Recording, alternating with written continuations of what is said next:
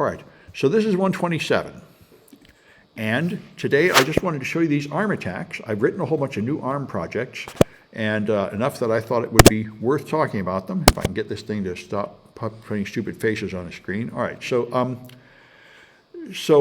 if you go to the projects, there's a series of projects here, and I figured this out about a week ago. A student asked me, you can't do buffer overflows in ARM because the stack is different and the return address is not on the stack. And I said, no, I tried it because I had the M1 and it worked, so it is on the stack. That must be wrong. But then I looked into it in more detail and I found out it is more complicated than that. The buffer overflow attacks are different on 32-bit than they are on 64-bit ARM. And the other thing I realized is QEMU is here. QEMU is the emulator. You can do ARM projects on Intel-based hardware. And we probably could have in previous semesters, but I didn't know enough to do it. So that's what the first thing you have to do. If you have actually, regardless of what computer you have, here's another really nasty thing. I thought because I had a Mac M1, I've got a 64-bit ARM processor. And if you have a 64-bit Intel processor, you can run 32-bit code because it's backward compatible. And normally the same thing's true of ARM processors, but after research I found out Apple has specifically removed that capacity from the processor. You cannot run 32-bit ARM code on an M1. For no good reason that I know, but Apple did specifically remove that from the hardware of the processor. It's probably simpler for the chip. Yeah, it probably is. But anyway, that's why I was amazed when I couldn't do that. However, the QEMU emulator is really working quite well. So you can run an emulated 32-bit ARM on either a 64-bit ARM or an Intel. And so I figured out how to do it, and I set it up, and now it's really quite easy for you students to do. There's projects here. So if you have a Intel-based machine, which is probably what most people have because they have Windows or they have a Mac that's older than a couple of years, or a Linux machine, then you use this project, and all you have to do is download this machine, which is a virtual machine, and it's going to have 2 layers of virtualization, which normally would run so slowly as to be useless, but in fact it runs just fine. I did it here. So this thing is an Ubuntu 20 headless server, and it has 2 emulated machines in there, one that emulates ARM32 and one that emulates ARM64. And you can practice ARM exploits on them. I'm really glad to add this to the class because ARM is growing. ARM is big. It's not just the M1. It's appearing on servers. It's in all the Internet of Things devices like cell phones and smart thermostats and everything. Learning how to exploit ARM is really useful. And so you download this thing, you run this thing, and then you'll find you can emulate a 32-bit machine. And what you'll emulate is a Raspberry Pi. I just found a handy Raspberry Pi image. I'm just following blogs I found.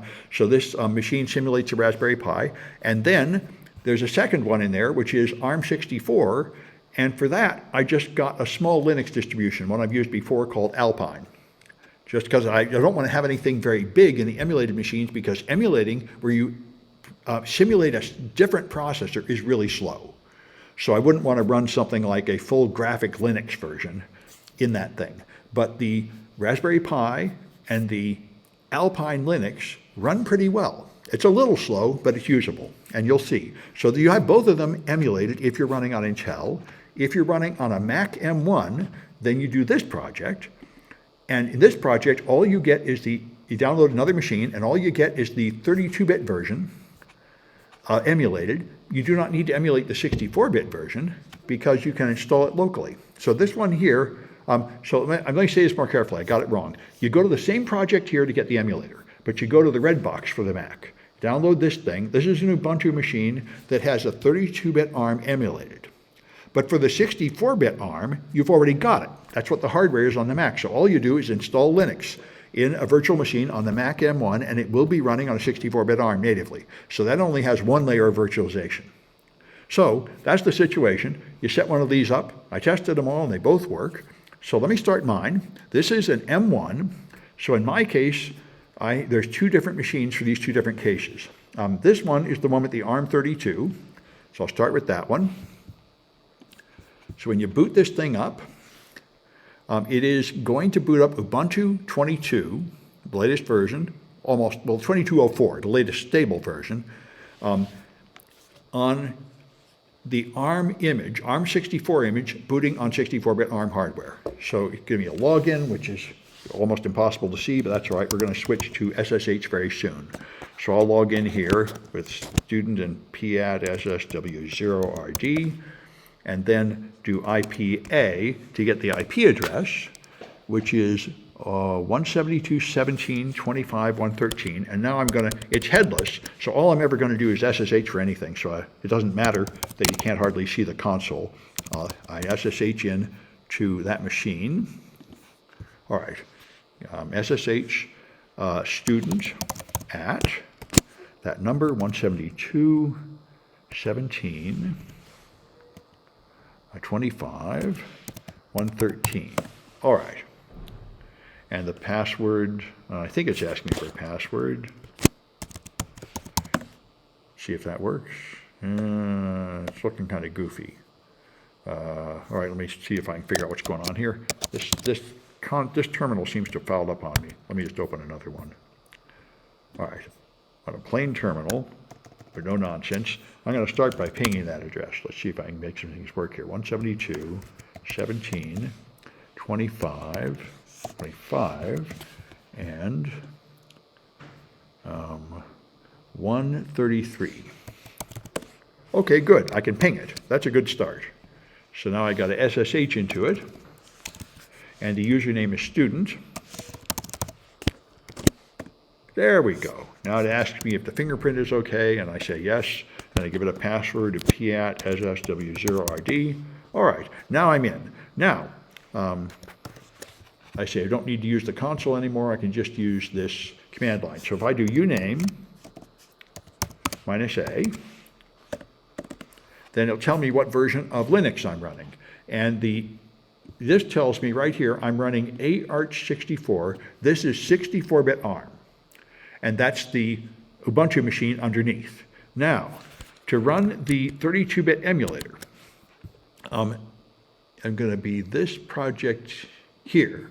Okay, to run the emulator, use this thing called vir.sh. I only have a vague idea what it is. This is all QEMU. QEMU is the underlying technology, and there are various different command line tools used to do it. This is the one that works in the blog I found here. This sudo vir.sh connects to QEMU://system. This will connect me to the virtual machines that are installed on this hardware. And this command will list all the virtual machines. I have to give it the password, which is PAT SSW0RD. And then you see there's one machine in here called RPiOS, and it is currently shut off. So that's what I expected. I did put one machine in there. And so to start it, you just run this command, which is going to start the Raspberry Pi and put the console right in this window. So it'll put the console in my SSH window. So that'll start the Raspberry Pi, and it'll take about a minute to boot up. This is the boot up of the Raspberry Pi, which is 32-bit ARM.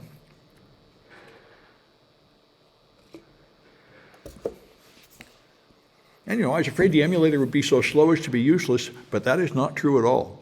It moves all right. You only have to wait a few seconds for a few things, but it's not bad at all. The one thing I'll warn you, though, is if you want to SSH directly into the Pi, it actually takes 3 minutes after boot up before the SSH is listening. I went nuts trying to figure out why it wouldn't start, make a cron job, fix this Pi, not really auto-starting, and then if you just wait a bit, it comes up. So there's this IP address.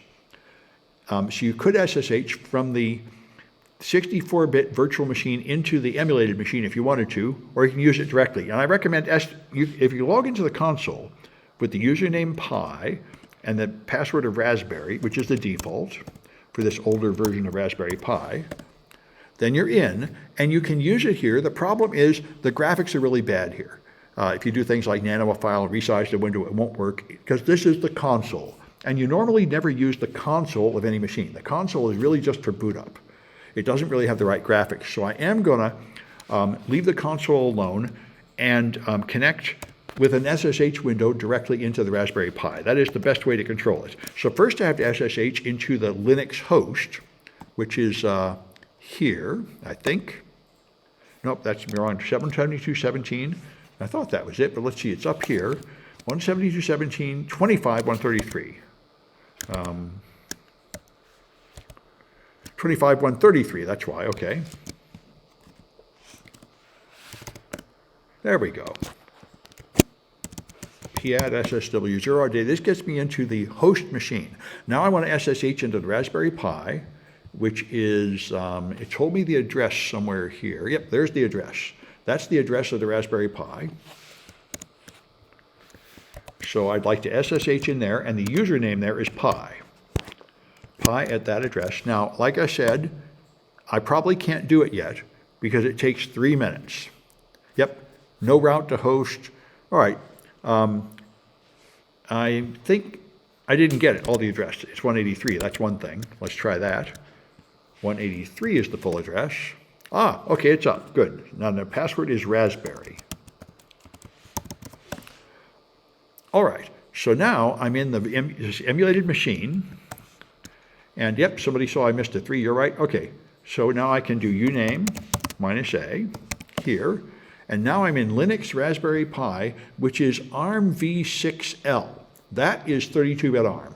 I don't know why they use these screwy words. It's AArch64 for 64-bit ARM, and it's ARM-v6 for 32-bit ARM, because I guess there are earlier versions too, but the version we're using is ARM-v6, and it works. So now, what I just did is this whole project 41, the 32-bit part, where you get an emulated machine going. But once you've got it, of course, now we want to see an exploit on it. So that's what's down here. We're going to exploit 32 and exploit 64-bit ARM. And this exploit is just repeating one of the projects we did before on Intel on ARM, so we can see the difference. So all we're going to do, once you get in the ARM, is make a vulnerable program, which is just going to have a simple buffer overflow, just like before, and then exploit it. And you can see the difference in the layout of the memory, the way it's used, and in the instructions. So this program here is PWD, and I think this machine is already ready to go because I did it before class getting ready here. So if I do, let me just make this bigger and make the font bigger. There we go. All right, so if I do ls,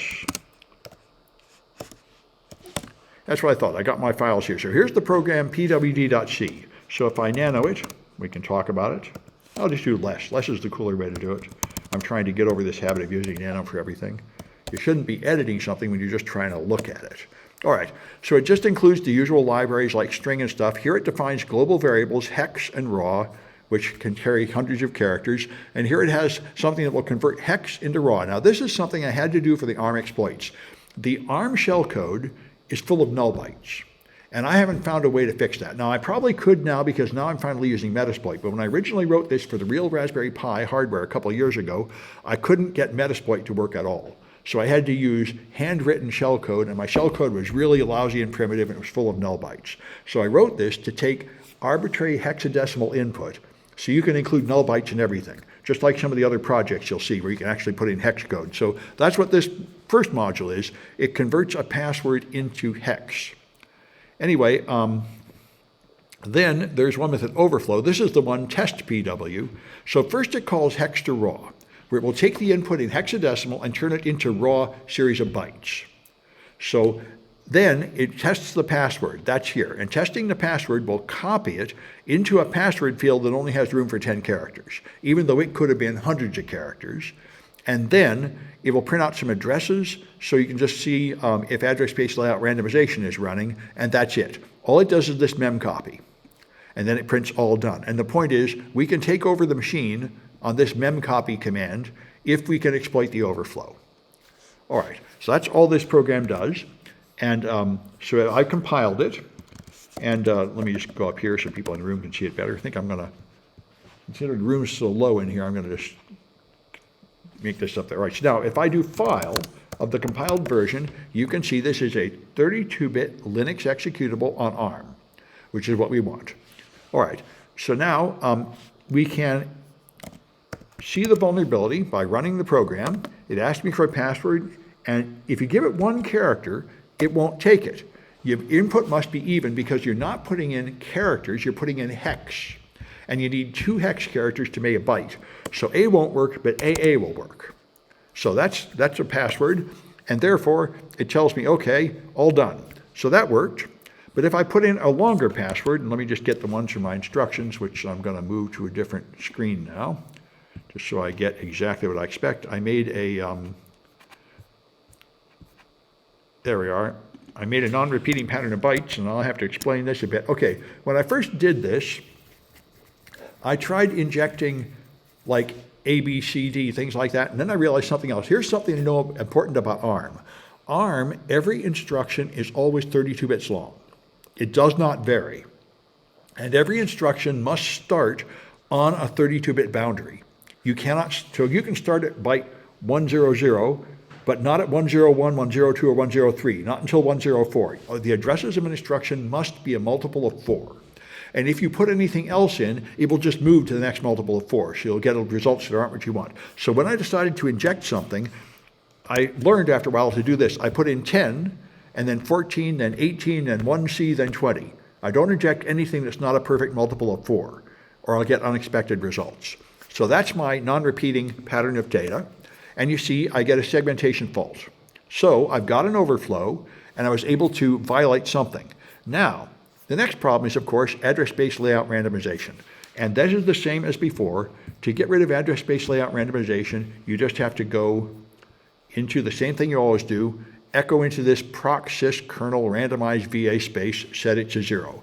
Now, I've already done it on this machine, and you can tell because up here I ran that program and the password was at 6B5BC. Oh no, okay, I restarted, it came out again. So these are different. This is 6B and this is C1. So address space randomization is turned on right now, so I got to turn it off. So that's sudo su minus to turn into root. And then I echo 0 into this system variable that controls that, just like all the other versions of Linux we've used. And then I exit from root. All right. I'm just going to move this one out of the way. All right. Just try to make my screen a little less confusing for the video. All right. So now I've got that turned off. Let's verify that it's off. If I clear, oh, didn't listen to me. Okay. All right. That was interesting. I put a backslash in the middle of it and it took it anyway. Anyway, who am I running? Oh, that backslash just backslashed the L, so it wasn't treated as a special character. All right, so now if I run that program, pwd, and give it a password of AA, and then I just do the same thing again, now it's BEFFF5BC, and it's exactly the same here. And all the other things are too, so the stack is not randomized, and the text section and the global section are not randomized either, although I'm not going to use either of those now. In the next project I'm working on, but I haven't written yet, we're going to use return-oriented programming to exploit it despite the randomization. And then what we're going to have to do is use these other sections. But right now, the only thing we care about is the stack. And this has been compiled, by the way. The compile switches that I used are really, really lame, making this really easy. So if you look at the instructions, I compiled it with executable stack. So we can put code on the stack and execute it, which is, of course, not the default anymore. And we turned off address space layout randomization. So just like in the other projects, we've started by going back about 20 years to when programs are really vulnerable to do a simple attack first. Does it matter if you could just find a pointer? No, that's right. Debugger has a good point. With address space layout randomization, the ways to defeat it are to either find a module that does not move or to find some way to leak out a pointer so you can find where things are. Either both of those are good. All right. Anyway, but in this case, we've made it really weak, so we don't have to do any of that stuff. We can just use a standard buffer overflow exploit. So let me follow my, all right, so now we fuzzed it too. We found an input that would make it crash. All right. And, all right, good. So now I want to look at it in GDB minus Q, PWD. Now if I run the thing, it's starting, and notice it's a while before it gives me my prompt.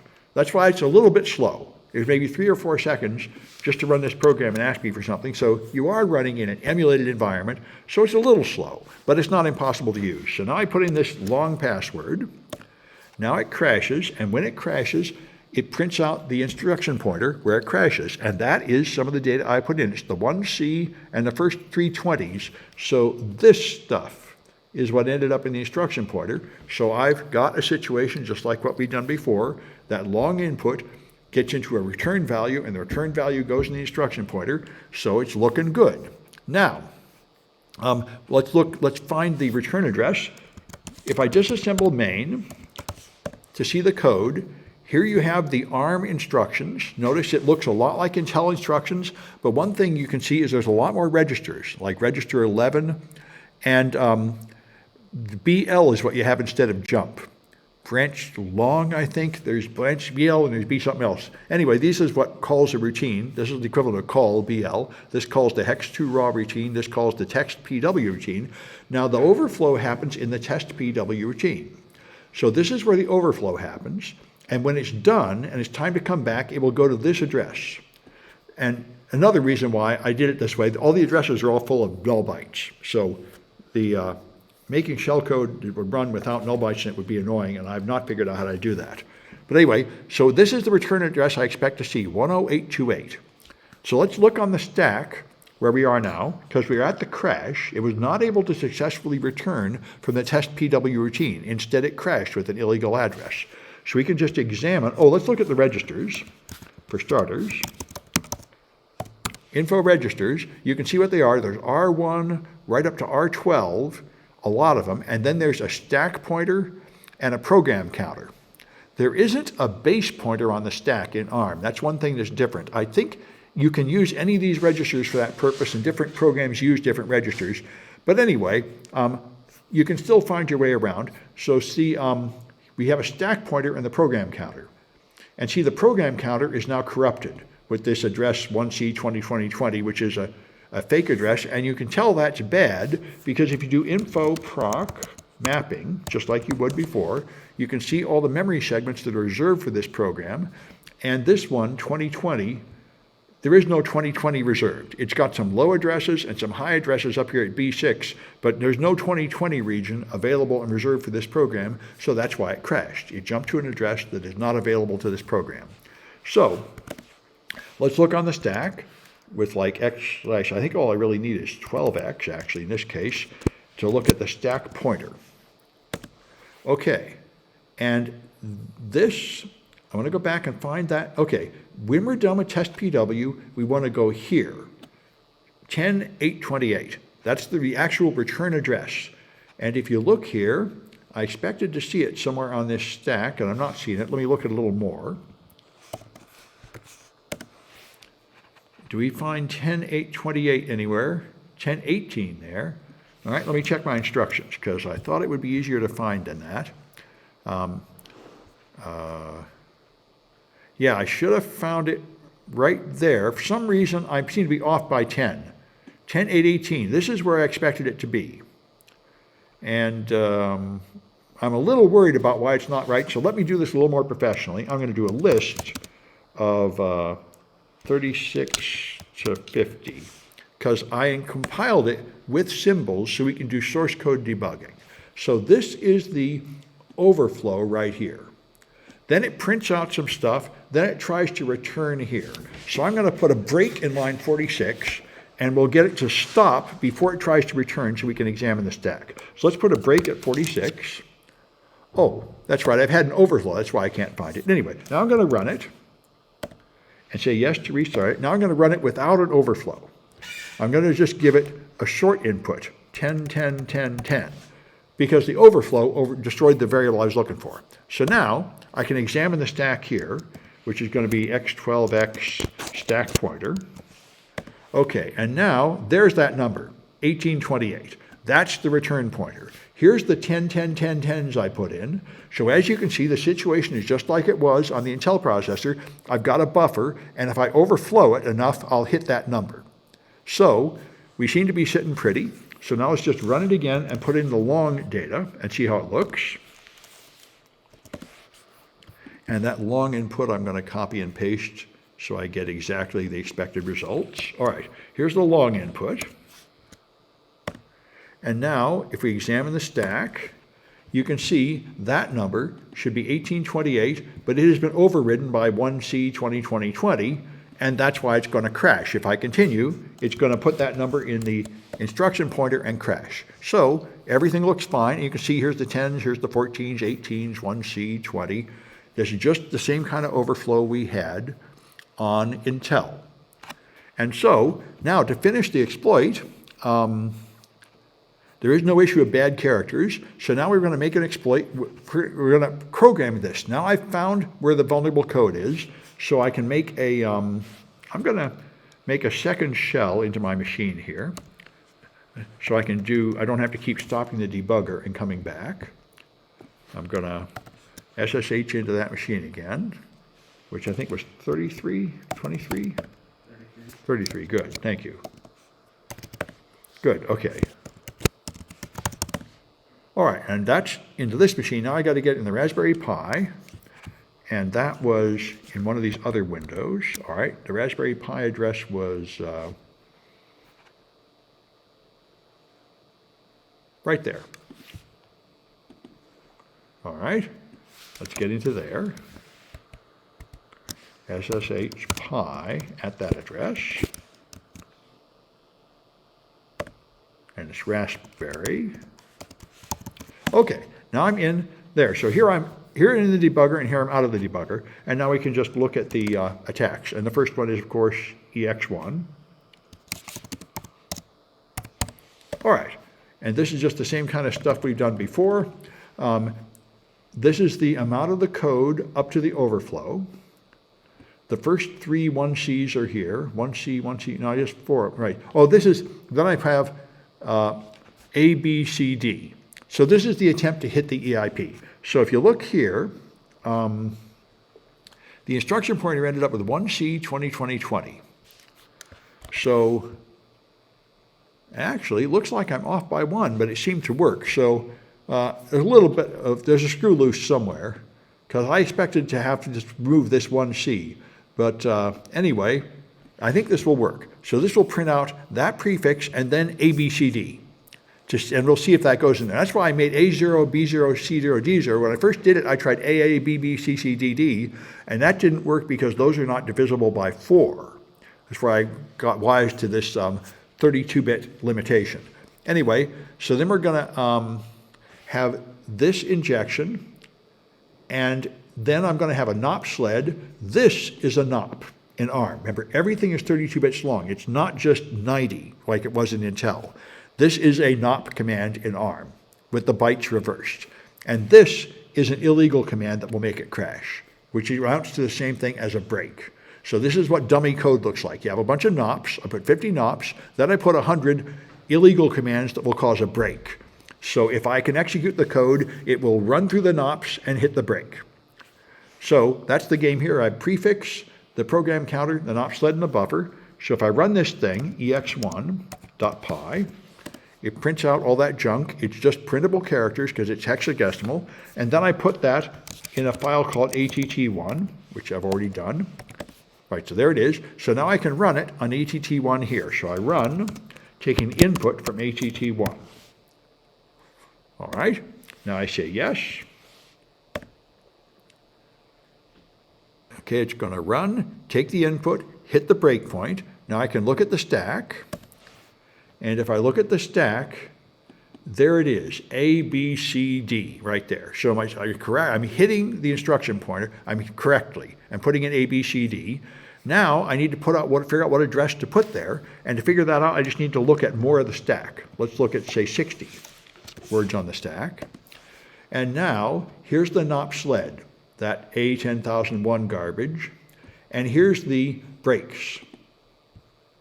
So the NOP sleds go from here to here, so I just need a number in the middle. Any number like that will do. That's the number to put in the instruction pointer, something like that. Now let me just check if there's comments in the chat. There aren't. Good. Yeah, all right. So this is all what we did before, so I'm just going to copy that. In fact, it's there. That's why I wanted to use two windows. So let's take a look at the next one, which is cat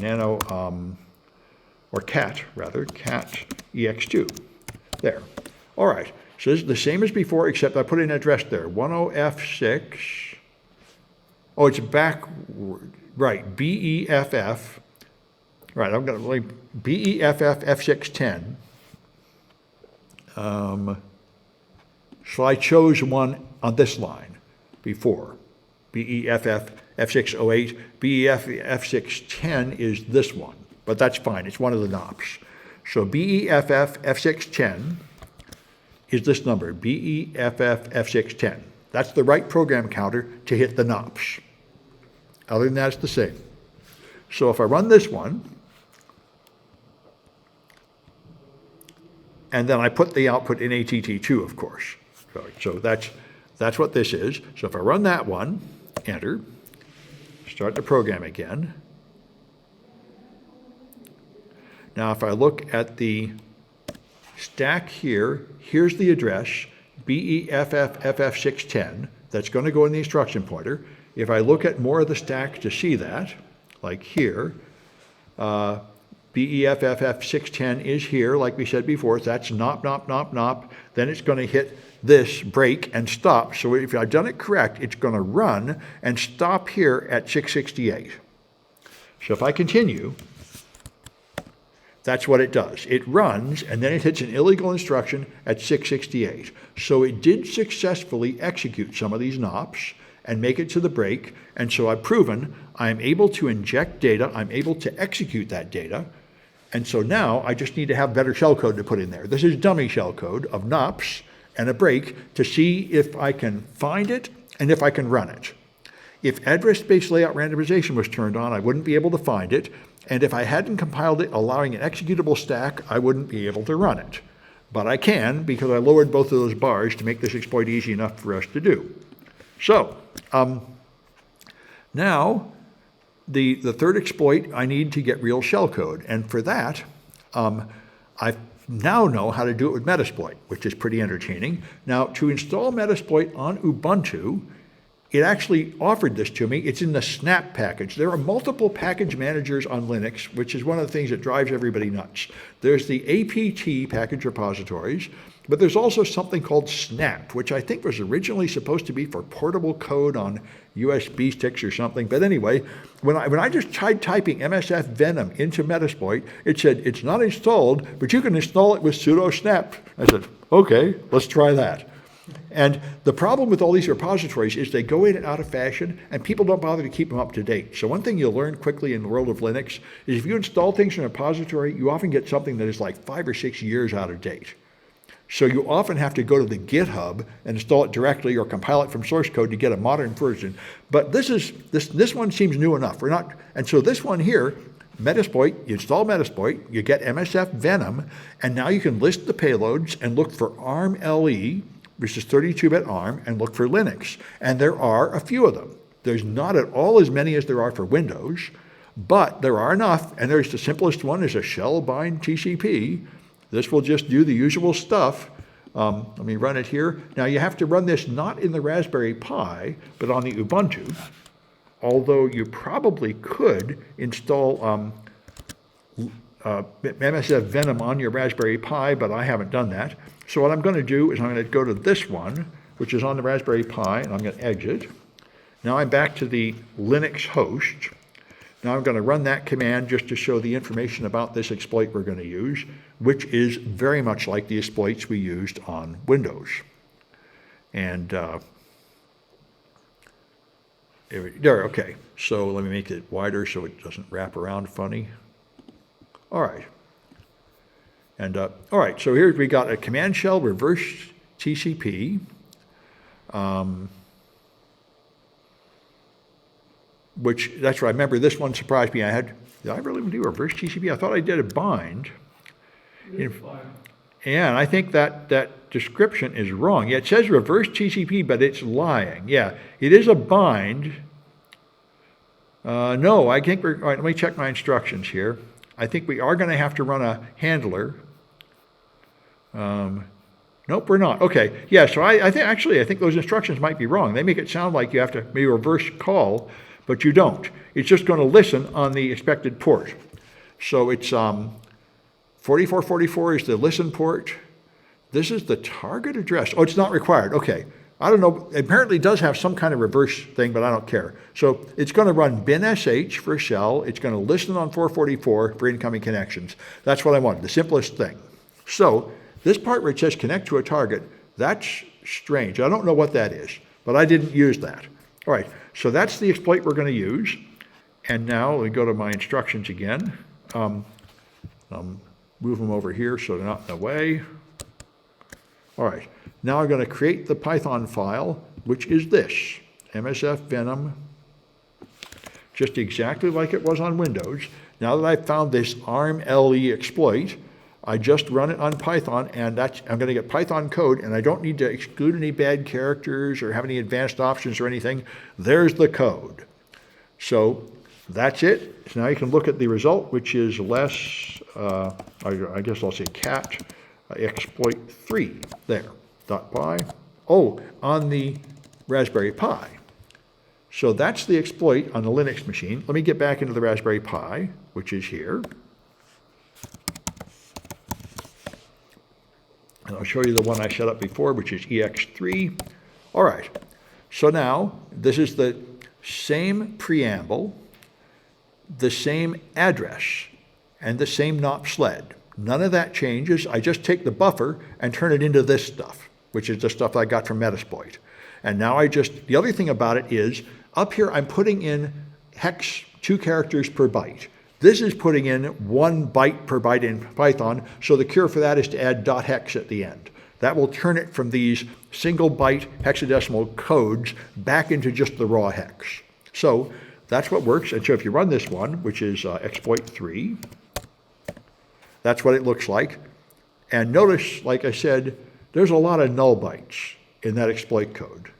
So that's why I'm doing it this way with this kind of exploit. We don't have to try to fit it in a string for these attacks. And now if I run that one, I can just run it right here. I don't even need a debugger. I can just take the data from the output of that command, which I put in ATT3, and now it doesn't return because it's listening. And if I just go to another terminal onto my Raspberry Pi, I can do netstat -pant. I can see now there is something listening on port 4444. And I can therefore connect from another machine, and the only other machine on that network is, of course, the Linux machine hosting it. So I'm going to exit from the Pi, and now I can do a netcat into here, into the Raspberry Pi, on port 4444. And now I'm using the reverse shell. If I do like ID, it will tell me who I am. I am Pi. I didn't log in as Pi. I connected to the shell as Pi, and so I can do the netstat. I can do anything here. You know, I can issue commands of whatever type I like, ls, you know, all the usual stuff. I have control of the Pi. And when I'm done, I can exit and press enter, and you can see it hung up on me nicely here. It didn't lock up the socket. So that's the simplest exploit running and the simplest buffer overflow on 32-bit. All right. And it's just about an hour. Let's take a 10-minute break until 7, and then I'll do 64-bit, which you'll see is more different than I thought it would be. So I'm going to stop the recording.